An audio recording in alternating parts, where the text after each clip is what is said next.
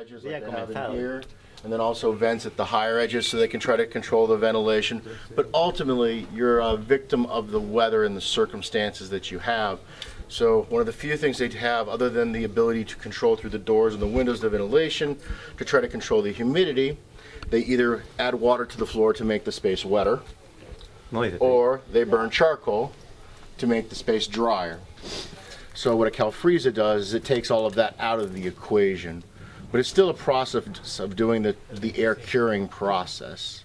Okay, but it's doing it in a much more controlled, even manner, and as a result, you're going to end up getting a much more even cure on the leaf. It's going to turn yellow more evenly, and it's going to turn golden brown more evenly.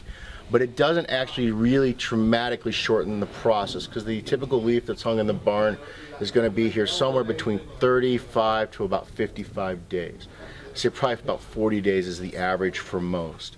Now going back to the calfrisa conversation, curing barns in themselves are quite expensive, but a calfrisa adds yet another level because of the building construction, and then you also have the issue of having to have on-site electricity in order to run the calfrisa. I mean, they'll already have electricity on site normally through a diesel generator in order to run the wells for the irrigation system, but not to the capacity of running actually the ventilation systems necessary in the barn. So almost all calfrisas that are employed are used almost exclusively for wrapper, because you wouldn't want to use it on the crop that nets you the most money. You wouldn't incorporate it into a curing barn. But it doesn't really dramatically shorten the cycle. You might shave 3 or 4 days off that 35-day mark and hit 32, but you're still 32 to 52 is what you're looking at. Now, the curing process, one of the terms that gets very, it's a word that we use intermittently and incorrectly in our industry is curing. There is really a distinct difference between curing and fermenting. But often even cigar makers and tobacco men will call the fermentation process curing, and they'll use the same term. But actually in reality it is two entirely different actions. Curing is essentially a controlled necrosis through oxidation, essentially a controlled death. And that's entirely by oxygen that it's occurring.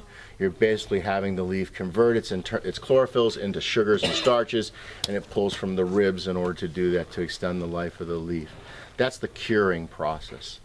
Whereas the fermentation processes, which is the part that you see going on in the bulks, that's really a controlled composting action, and that's a biologically enzymatic process that occurs.